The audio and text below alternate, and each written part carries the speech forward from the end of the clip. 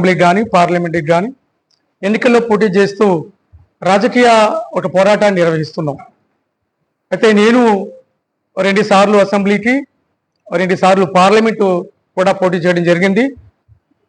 మాది ప్రాపర్ విశాఖపట్నం జిల్లా, హైదరాబాద్ కేంద్రంగా ఆర్గనైజేషన్ నడిపిస్తున్నాం. అయితే అనకాపల్లి పార్లమెంటు నియోజకవర్గంలో నేను 2 సార్లు పోటీ చేసినప్పుడు చాలా గ్రామాల్లో విస్తృతంగా మాకు దళిత యువత మద్దతు ఇచ్చారు. అన్న మీకు ఓటు వేసాం, డబ్బులు వాదా తీసుకున్న ఓటు మీకు వేసాం, మనం గెలవ మనకు ఉండాలని చెప్పి చాలా గ్రామాల్లో చెప్పారు. కానీ ఓట్ల విషయం వచ్చేసరికి 5-10 దాటట్లేదు. ఏంది పరిస్థితి వచ్చిందని చెప్పి అప్పటికే 2004లో అప్పుడు యూపీఏ గవర్నమెంట్, కాంగ్రెస్ పార్టీ నాయకత్వంలో యూపీఏ పనిచేస్తుంది, బీజేపీ నేతృత్వంలో ఎన్డీఏ పనిచేస్తుంది, మోడీ షా ఆర్ఎస్ఎస్ సర్కార్. దాని మీద 2009లోనే విశాఖపట్నం కేంద్రంగా మేము డిస్ట్రిక్ట్ కార్యాలయం ముందు ఇది ఈవీఎంలు ట్యాంపరింగ్ చేశారు, ఖచ్చితంగా మాకు అన్యాయం జరిగింది అని ఆ రోజే మేము ఆ ఉమ్మడి విశాఖపట్నం కేంద్రం ముందు, కలెక్టరేట్ ముందు మేము ధర్నా చేయడం జరిగింది. అప్పుడు మా గోల ఎవడో పట్టించుకోవాలి, ఏదో కావాలని ఏది చేస్తానని చెప్పారు. అదే యావత్తు ఈ దేశాన్ని పరిపాలించేది ఆర్ఎస్ఎస్, ఉదార స్వభావం కాంగ్రెస్ పార్టీ, అతివాద తీవ్రవాద స్వభావం బీజేపీ. 2 ఆర్ఎస్ఎస్, ఇటువైపు కాంగ్రెస్ ఉంటుంది, అటువైపు బీజేపీ ఉంటుంది. ఇది చాలా ఇంపార్టెంట్. రాహుల్ గాంధీకి వాళ్ళకి ఏం తెలియదండి, వాళ్ళు ఎంజాయ్ చేస్తూ ఉంటారు. ఎక్కడికైనా పోయి ఏం మాట్లాడాలో స్లిప్లు ఇస్తారు. దానికి జాతీయ స్థాయిలో కేరళ బ్రాహ్మణుడు వేణుగోపాల్ గారు ఎవరో ఉండారు, వాళ్ళకి ఆర్ఎస్ఎస్ నాగ్పూర్ నుంచి సలహాలు ఇస్తారు, ఇది మాట్లాడరా అది మాట్లాడరని చెప్పి. అసలు ఈవీఎం తీసుకొచ్చింది యూపీఏ గవర్నమెంట్, కాంగ్రెస్ నాయకత్వంలో వీళ్ళు తీసుకొచ్చారు. అదే వాస్తవానికి దేశం ఆధునిక పద్ధతిలో ముందుకు పోవాలని అందరూ ఆహ్వానించారు. మంచిదే కదా, దీని మీద చాలా ఫాస్ట్గా ది రిజల్ట్స్ వస్తాయని అని అనుకున్నారు. కానీ ఆర్ఎస్ఎస్ లక్ష్యం ఏంటంటే ఈ దేశంలో ఉన్న మెజారిటీ ప్రజల్ని, వాళ్ళ భవిష్యత్తుని దెబ్బతీయాలని, చట్టసభల్లో వాళ్ళు రానియకుండా స్వతంత్ర రాజకీయ పార్టీలు, ఏదో కాంగ్రెస్, బీజేపీ, జనసేన, లేదంటే తెలుగుదేశం, వైఎస్ఆర్సీపీ, ఇతర సోకాల్డ్ అగ్రకుల పార్టీలలో ఉన్న ఎస్సీ ఎస్టీ స్థానాల ఎమ్మెల్యేలు, ఎంపీలు కాదు, స్వతంత్ర బాబాసాహెబ్ అంబేద్కర్ గారు ఏదైతే కలగన్నారో స్వతంత్ర రాజ్యాధికార సాధన ద్వారానే ఈ దేశంలో సమస్త ప్రజలకి విముక్తి వస్తుందని చెప్పారు ఆయన. అంటే స్వతంత్ర రాజ్యాధికారాన్ని రానియకుండా, స్వతంత్ర రాజ్యాధికారం కోసం పనిచేస్తున్న దళిత బహుజన పార్టీని రానియకుండా, majority SC ST BC minority జాతులు ఏర్పాటు చేసుకున్న రాజకీయ శక్తుల్ని బలీయం కానియకుండా, వీళ్ళని అసెంబ్లీ పార్లమెంట్లోకి రానియకుండా మొత్తం ఒక సామాజిక కుట్రకి, రాజకీయ కుట్రలకి చేసిన ప్రోగ్రాంలో భాగంగానే ఈ ఈవీఎంఎల్ని ట్యాంపరింగ్ మ్యానిపులేట్ ద్వారా ఆర్ఎస్ఎస్ నడిపిస్తుంది. అప్పుడు కూడా 2 సార్లు యూపీఏ ప్రభుత్వం వచ్చినప్పటికీ అప్పుడు కొంత నెమ్మదిగా జరిగింది. ఆ తర్వాత మీరు 10 ఏళ్ళే కదా, ఇక మా వంతు, ఇది ఆర్ఎస్ఎస్ ప్రోగ్రామ్. అది ఈసారి బీజేపీ వాళ్ళు, మన మిత్రులు బీజేపీ వాళ్ళని చెప్పి వాళ్ళకి 10 ఏళ్ళు చేసుకొచ్చారు. అంటే ముఖ్యంగా ఈ దేశంలో ఉన్న మెజార్టీ ప్రజల యొక్క భవిష్యత్తుని దెబ్బతీయని లక్ష్యంతో వీళ్ళని చట్టసభల్లో రానియకుండా ఈ రాజకీయ పార్టీల్ని, ఇప్పుడు మద్దు అంటీ గారు చెప్పినట్టు, ఈ దళిత బహుజన చిన్న చితగా అలగారి జనం ఉన్న ఈ చైతన్యమైన రాజకీయ పార్టీలుగా వస్తే ఖచ్చితంగా అంబేద్కర్ గళాన్ని వినిపిస్తారు, సమతా రాజ్యం కోసం వీళ్ళు పోరాటం చేస్తారు, చట్టసభలో గళ వినిపిస్తారు, మన యొక్క సీట్లు గల్లంత అవుతాయి, మన రాజ్యం పోతుందని చెప్పి చాలా వ్యూహాత్మకంగా 125 సంవత్సరాల ఆర్ఎస్ఎస్ ఎజెండాను అమలుపరుస్తున్నారు. అందులో భాగంగానే ఈ ఈవీఎంఎల్ని ఎస్టాబ్లిష్ చేసుకొచ్చారు. అసలు ప్రపంచ దేశాల్లో అమెరికా కానీ, యూరప్ దేశాలు, చాలా డెవలప్డ్ కంట్రీస్ ఈవీఎంని పక్కన పెట్టారు, అందరూ పేపర్ బ్యాలెట్ ఉపయోగిస్తున్నారు. మాకు వద్దురో మర్రో అంటే వీళ్ళు పేపర్ బ్యాలెట్ పెట్టుకుంటా ఈవీఎం ఎందుకు చేస్తున్నారు?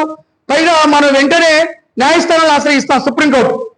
నేను చెప్పడానికి సిగ్గుపడుతున్నాం.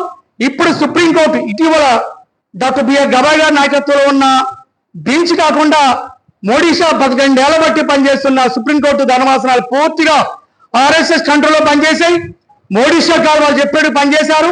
మొత్తం సుప్రీంకోర్టు జడ్జీలందరూ కూడా భారత ప్రభుత్వానికి, పార్టీలకి, వీళ్ళందరూ కూడా పాలేరుగా పనిచేస్తున్నారు. అసలు మీరు ఎన్ని పిటిషన్లు వేసినా అన్ని డిస్మిస్లు అవుతున్నాయి. పాపం చాలా మంది సుప్రీంకోర్టులో కొన్ని పిటిషన్స్ వేశారు, పిల్స్ వేశారు, రిట్లు వేశారు, అవన్నీ కూడా డిస్మిసల్ చేస్తున్నారు కావాలని. అంటే రాజ్యాంగం కల్పించిన హక్కుల్ని సహజ న్యాయ సూత్రాలని, రాజ్యాంగపరమైన హక్కులని కూడా వీళ్ళు కాలరాస్తూ చివరికి సుప్రీంకోర్టు కూడా ఈ ఆర్ఎస్ఎస్ ఎజెండాకి తలవొక్కి మనువాద పాలక వర్గాలకి వాళ్ళకి చెంచాలుగా మారిపోయిన దుర్మార్గమైన హేయమైన చరిత్ర మరి గత సుప్రీంకోర్టు బెంచెస్ లో ఉన్నది. మరి ఇటీవల డాక్టర్ బిఆర్ గబాయ్ గారు వచ్చారు. మరి ఏందో మరి ఈయన ఎంతవరకు వరపెడతారో చూడాలి. అయితే ప్రపంచ దేశాలన్నీ కూడా ఈవీఎం వద్దని చెప్తుంటే ఇక్కడ ట్రంప్ వాళ్ళు పట్ల ట్రంప్ చెప్తున్నారు, అరే బిడ్డ మీ సంగతి మా చేతిలో ఉంది, మీ దేశం మీద 50% సుంకాలు చేస్తాం, త్వరలో 70% పనులు చేస్తానా సరే నువ్వు నరేంద్ర మోడీ నోరు మూసుకొని ఎందుకుంటున్నాడు? ఈ యునైటెడ్ స్టేట్స్ ఆఫ్ అమెరికా సంబంధించిన ఇంటెలిజెన్స్ రిపోర్ట్ లో చాలా క్లియర్ గా ఉంది. ఆంధ్రప్రదేశ్ లో ఉన్న టోటల్ గా మహారాష్ట్ర కానీ, యూపీ కానీ, మధ్యప్రదేశ్ కానీ, రాజస్థాన్ కానీ, మరి పశ్చిమ బెంగాల్ కానీ, ఇవన్నీ రాష్ట్రాలలో జరిగిన ఎన్నికలు మొత్తం అంతా కూడా ఈవీఎం ట్యాంపరింగ్ ద్వారా, ఈవీఎం మ్యానిపులేషన్ ద్వారా మీరు అన్ని చేశారు, మీ బండారు మా దగ్గర ఉంది, మరి మీరు నోరెత్తితే మీ సంగతి తెలుస్తాం, బయట పెడతాం అని చెప్పి అమెరికా ప్రభుత్వం వాళ్ళు హెచ్చరిస్తుంటే వీళ్ళు ఈ సిగ్గులేని వెదవులంతా కూడా ఈ బీజేపీ ఆర్ఎస్ఎస్ మోడీసాలు నోరు మూసుకుంటున్నారు. ఏం జరుగుతుందో సరే, ఏదో రాహుల్ గాంధీ గారు పాపం మళ్ళా ఈవీఎంల వ్యతిరేకమైన జాతీయ ఉద్యమం కానీ అణగారిన కులాల నాయకత్వంలో జరిగితే ఈ దేశానికి ప్రమాదం అని చెప్పి మళ్ళీ అదే ఆర్ఎస్ఎస్ లో అది బాబు రాహుల్ గాంధీ నేను మాటలు మాట్లాడరా బాబు, మళ్ళీ ఎవరో ఉద్యమాలు ఎవరు తీసుకునే ఉన్నారు, దేశం అంతా కూడా మళ్ళీ ముడి మీద అంటారు, ఖచ్చితంగా మన రాజ్యాన్ని కూల్చేస్తారని చెప్పి మన దొంగలని దొంగలు పట్టుకుంటా అని చెప్పి అసలు ఈవీఎం కారణమైన కాంగ్రెస్ పార్టీ మళ్ళీ ఆయన చిన్న చిన్న కబుర్లు చెప్తున్నారు పార్లమెంట్ లో. మీరు నిజంగా కాంగ్రెస్ పార్టీ బీజేపీలో ఉన్న ఆర్ఎస్ఎస్ శక్తుల ఆధ్వర్యంలో ఈ దేశం పరిపాలన జరుగుతుంది. మరి ఉదారవాద, హిందూ ఉగ్రవాద ఈ రెండు జాతీయ పార్టీలు ఈ ఈవీఎంలు అడ్డం పెట్టుకొని ఈ మెజారిటీ దళిత బహుజన రాజకీయ శక్తుల్ని చట్టసభలో రానికుండా ఈ రాజకీయ పార్టీని ధ్వంసం చేయాలని, మళ్ళీ రోడ్డు పాలు చేయాలని, బిచ్చలు చేయాలని, రాజకీయంగా సామాజికంగా సమాధి చేయాలని ఆర్ఎస్ఎస్ చేస్తున్న ఒక రాజకీయ సామాజిక కుట్రలో భాగంగా ఈవీఎం సిస్టమ్ తీసుకొచ్చారు. ఇక ఎన్నికల కమిషన్ అత్యంత దారుణం. ఇప్పుడు ఎవరో Rajiv Kumar chief election commissioner ఎన్నికల వ్యవస్థను కూడా సవరణ చేశారు. మరి గతంలో ఒక సుప్రీంకోర్టు చీఫ్ జస్టిస్ జాతీయ ప్రతిపక్ష పార్టీ లోక్సభలో ఉన్న ప్రతిపక్ష పార్టీ నాయకుడు, ప్రధానమంత్రి ముగ్గురు ఎన్నుకునేవాళ్ళు. ఇప్పుడు దాన్ని బీజేపీ వాళ్ళు లాస్ట్ గత పార్లమెంట్ లోనే సవరణ చేసేసి ఆ విధమైన సిస్టమ్ ని సవరణ చేసి వీళ్ళు డైరెక్ట్ గా ఎవరు సపోర్ట్ చేసినా చేయకపోయినా ప్రధానమంత్రి నాయకత్వం ఎవరినైతే చీఫ్ ఎలక్షన్ కమిషన్ నియమిస్తారో వాళ్ళే ఉండాలి. దాని మీద ఎన్నికల కమిషన్ కూడా వాళ్ళు సవరణ చేశారు. అసలు election commission of India complete గా బీజేపీ ఆర్ఎస్ఎస్ కంట్రోల్లో పనిచేస్తుంది. మొత్తం ఎన్నికల వ్యవస్థ సర్వనాశనం చేస్తుంది. ఇదంతా దేశద్రోహులు చెప్పులతో కొట్టి ఈ దేశ ఉరిశిక్ష కూడా వేయాలి. మరి ఎంతో కష్టపడి పోరాడి సాధించిన బాబాసాహెబ్ యొక్క ఈ దేశ పౌర సమాజానికి కల్పించిన ఓటు హక్కుని, ఆ ఓటు వినియోగాన్ని వీళ్ళు చోరీ చేసి వీళ్ళ వ్యవస్థల ద్వారా జాతీయ స్థాయిలో ఉన్న ప్రభుత్వ వ్యవస్థల ద్వారా వీళ్ళు ట్యాంపరింగ్ చేసి ఈవీఎంల ద్వారా ఈ దేశ భవిష్యత్తుని మరి అణగారిన కులాల యొక్క గళాన్ని చట్టసభలో రానికుండా చేస్తున్న కుట్రలో భాగంగా ఈ ఈవీఎం నడుస్తున్నది. కాబట్టి ఎన్నికల కమిషన్ విఫలమైంది. విఫలమవడం కాదు, అంత ఉత్తుదే. ఎన్నికల కమిషన్ కుమ్మక్కైంది, చీఫ్ ఎలక్టరల్ ఆఫీసర్ కుమ్మక్కయ్యారు, జాతీయ స్థాయిలో ఎన్నికల commission, reserve bank of India, government of India, మొత్తం రాష్ట్ర గవర్నర్లు, హైకోర్టు జడ్జీలు, సుప్రీంకోర్టు జడ్జీలు. నువ్వు ఎవరు కూడా చెప్తావా నాకు అన్యాయం జరుగుతుందో బాబోబాలి, నువ్వు ఎవరో కూడా చెప్తావు. నువ్వు ఎక్కడ పోయినా సరే నీకు దిక్కు మొక్కు లేకుండా మోడీ షా ప్రభుత్వం చేస్తున్నారు. నువ్వు ఎక్కడికైనా పిటిషన్ అయి సుప్రీంకోర్టు కంప్లీట్ గా ఆర్ఎస్ఎస్ కంట్రోల్లో పనిచేస్తుంది. బ్రాహ్మణీయ వర్గాలు తెలబలిసి ఈ రాజ్యాంగానికి వ్యతిరేకంగా పనిచేస్తున్నారు. అసలు రాజ్యాంగంగా తీసేసుకున్న భాగంగానే ఇవన్నీ నడుస్తున్నాయి. కాబట్టి రాజ్యాంగం తీసేస్తామని ఓపెన్ గా చెప్తున్నారు, సవాల్ చేస్తున్నారు. ఎస్ మేము రాజ్యాంగం తీసేస్తాం, మీరు ఏం చేసుకుంటారో చేసుకోమని సవాల్ చేస్తున్నారు. కాబట్టి సుప్రీంకోర్టు కూడా బీజేపీకి అనుకూలంగా, ఎందువల్ల వీళ్ళంతా ఒక వ్యూహం ఇది. 125 సంవత్సరాల ఆర్ఎస్ఎస్ ఎజెండాని వాళ్ళు అమలు పరుస్తున్నారు అన్ని రంగాలలో. మొత్తం భారత ప్రభుత్వం కానీ ఈ మధ్య అలహాబాద్ జస్టిస్ కూడా ఆర్ఎస్ఎస్ పెట్టారట. రేపు ఈ దేశానికి యోగి ప్రధానమంత్రిని పెడతారట. ఈ విధంగా అన్ని వ్యవస్థల్ని వీళ్ళు తారుమారు చేస్తున్న పరిస్థితి. మిత్రులారా, ఇప్పుడు మనం ఎక్కడికి వెళ్ళినా ఎక్కడ దారులు లేవు, అన్ని దారులు మూసేశారు. నువ్వు న్యాయ వ్యవస్థ కొమ్మక్కయ్యారు, అమ్ముడైపోయారు. మరి ఎలక్షన్ కమిషన్ వాళ్ళు పాలేరు అయిపోయారు. నువ్వు ఎక్కడ పోతావు? నువ్వు ఎక్కడ పోయినా దిక్కు మొక్కు లేని పరిస్థితుల్లో ఈ దేశంలో ఉన్న దాదాపు 120% ప్రజల యొక్క గళం ఈరోజు చాలా అరణ్య రోధంలో తయారయ్యే పరిస్థితుల్లో ఇక తప్పదు.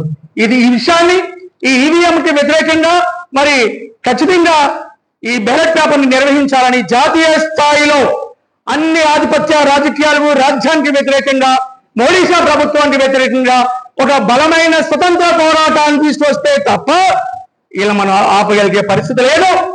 మేము చెప్పాం ఏంది ఎన్నిసార్లు పోటీ చేసినా 3000 పడుతున్నాయి, 5000 పడుతున్నాయి, ఇదేందా ఏం జరుగుతుందని చెప్తే ఖచ్చితంగా నువ్వు ఎన్ని పార్టీలు పెడతావు, నువ్వు ఎన్ని నియోజకవర్గాల పోటీ చేస్తావు, ఖచ్చితంగా ఈవీఎంల ద్వారా వాళ్ళు అనుకున్న విధంగా చేస్తున్నారు. వాళ్ళు అమెరికాలో కూర్చున్నారు. మొన్న ట్రంప్ వాళ్ళు యూనిట్ ఎక్స్టెన్షన్ చెప్తున్నారు, బిడ్డ మోడీ షా మీ మాటగా వినకపోతే మీ సంగతి తీరుతామని వాళ్ళు హెచ్చరిస్తున్నారు. దాంట్లో భాగంగా ఆంధ్రప్రదేశ్ లో చంద్రబాబు నాయుడు మరి పవన్ కళ్యాణ్ బీజేపీ ఈ ఢిల్లీ వాళ్ళకి ఏజెంట్ కాబోతున్న ఈ ఆంధ్ర కుక్కలు వీళ్ళందరూ కూడా ఢిల్లీలో ఈ మోడీ షా ప్రభుత్వాలు కాలనిలబడి వాళ్ళ దయాదాక్షణ్యాలతో ఈవీఎంలో ఏదో రకంగా ప్రభుత్వం సాధించాలి కదా అని ఈ శూద్రాగ్ర కులాలు కూడా పార్టీలు కూడా మరి మోడీ షా బీజేపీ ఆర్ఎస్ఎస్ కి అమ్ముడైపోయి గతంలో జగన్మోహన్ రెడ్డి కూడా 152 సీట్లు రావడం కూడా ఈవీఎంఏ, తెలంగాణలో బీఆర్ఎస్ రావడం ఈవీఎంఏ, కాంగ్రెస్ రావడం ఈవీఎంఏ, మొత్తం దేశవ్యాప్తంగా ఈవీఎంఏ. ఢిల్లీలో కేజ్రీవాల్ ఎప్పుడైతే మాట్లాడారో వారి మీద చప్పుడు కేసులు పెట్టి జైల్లో పెట్టి మొత్తానికి ఆయన నోరు ముంచారు. ఇదే పరిస్థితి బెంగాల్లో చివరికి బెంగాల్ దీవి అయ్యా నేను బ్రాహ్మణే నువ్వు బ్రాహ్మణే నీది తినాలి నాది తినాలని చెప్పి వాళ్ళంతా రాజీ పడ్డారు కాబట్టి దీదిని పక్కన పెట్టారు. కాబట్టి దేశవ్యాప్తంగా ఉన్న అన్ని అగ్రకుల పార్టీలు శూద్ర అగ్రకుల పార్టీలు వీళ్ళందరూ కలిసి మన భవిష్యత్తును దెబ్బతీయడంగా చూస్తున్నారు. కాబట్టి ఈవీఎంల ద్వారా దీని మీద బలమైన పోరాటాన్ని నిర్వహించాలి. ఇది ఆంధ్రప్రదేశ్ స్టేట్ లోనే ఇది సన్నద్ధం కావాలని త్వరలో మనమంతా కూడా సరే 45 పార్టీలను పిలిపించారు. వాళ్ళు ఎవరు రారు, వాళ్ళంతా ఈ పాలక పార్టీలకి పాలేరుగా పనిచేస్తారు. వచ్చిన వాళ్ళు మంచి మంది 10 మంది అయినా సరే ఖచ్చితంగా కాల్ఫర్ చేద్దాం. చలో అమరావతి, చలో విజయవాడ, ఈవీఎం వద్దు, బ్యాలెట్ పేపర్ ముద్దనే నినాదంతో కనీసం ఒక 5000 మందితో మనం రాష్ట్రంలో బ్రహ్మాండమైన ర్యాలీ నిర్వహిస్తే ఒక్కొక్క పార్టీ నుంచి 100 మంది చూసుకున్నా కనీసం ఒక 10 సంఘాల నుంచి 2000 మంది మొబైలేషన్ అవుతారు. ఈవీఎం వ్యతిరేక జాతీయ ఉద్యమాన్ని దీన్ని ఆంధ్రప్రదేశ్ నాందిగా ఉండాలని ఆ విధంగా మనమంతా ముందు పోవాలి.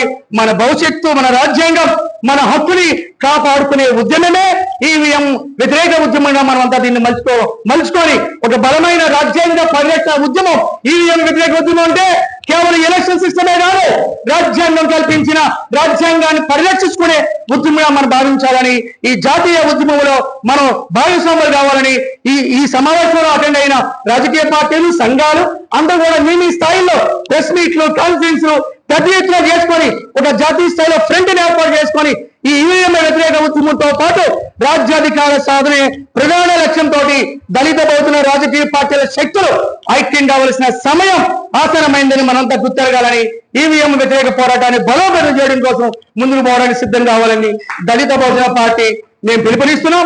దళిత బహుజన పార్టీ ఖచ్చితంగా మీరు చేసే పోరాటానికి ఈవీఎం వ్యతిరేక పోరాటానికి మేము క్రియాశీలకంగా మద్దతిస్తున్నట్లు తెలియజేస్తున్నాం. జై భీమ్.